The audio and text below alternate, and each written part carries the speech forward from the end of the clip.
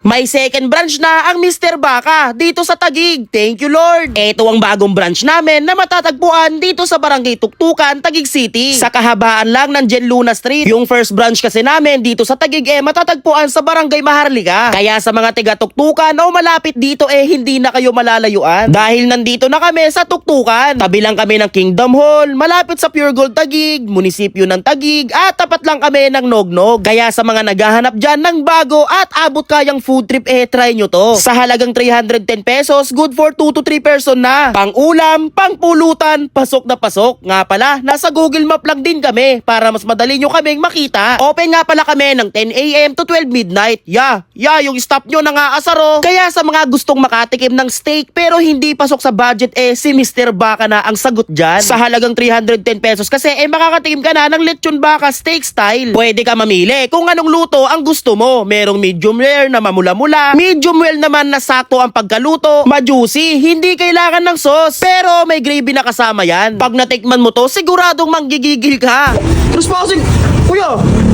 Lakas yung bibig ko sa'yo. Wala si kuya ng raraso. Parang alam ko to Kuya naman kuya! Parang, Mr. Baka yung gusto kong tikman nung nakaraan pa. Masyado ka naman. kala ko, ako. Teka lang, nagbayad ba yun? Yung bayad mo! Pwede ka rin pala mag-dine in dito sa tabi namin, kay Paul Pares. Masarap partneran ng mainit-init na pares. Para sa iba pang detalye, bisitahin ang aming FB page. Hello pute, magkano po yung pares nyo? 60 pesos with rice na po? Yes.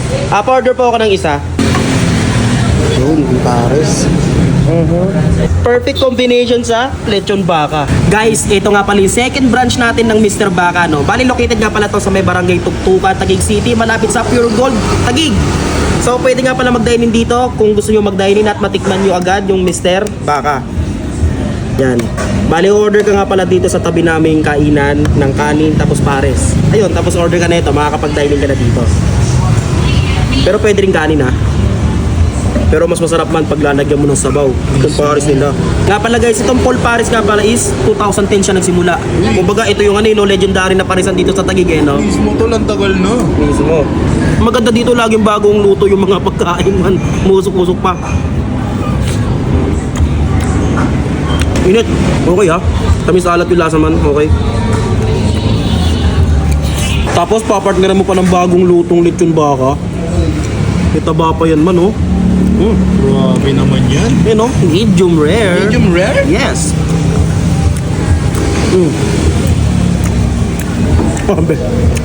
Panalo talaga to. Sarap naman.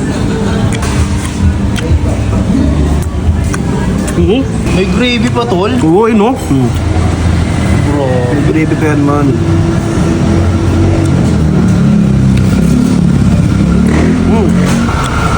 Sarap ng pagkaluto man.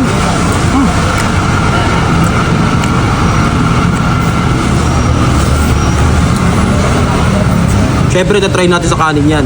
Yan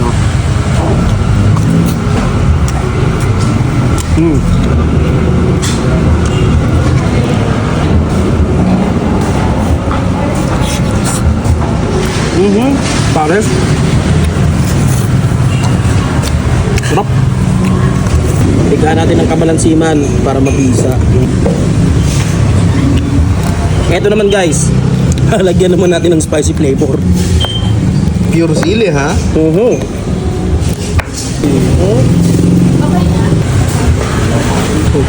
Yun nilagyan ko ng silihan man.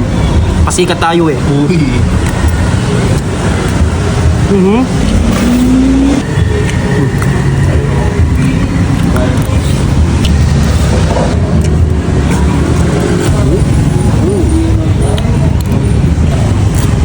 Okay yung serving nito guys, good for 2 to 3 talaga siya. Kasi pag gusto yung kanin ko, dinadamihan ko ng ulam. Dami pa rin ulam Diba?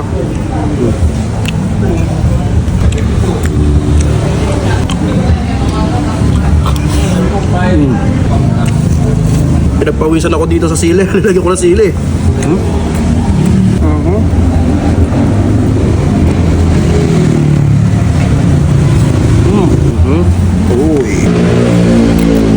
Ikaw tol, Ano yun?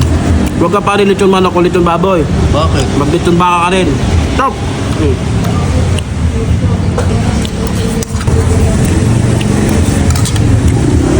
Nalo. Oh, ito, babe po. Ayan, buksan mo. Nexus yan. Ayan yung Nexus ng X-Babe. Buksan mo.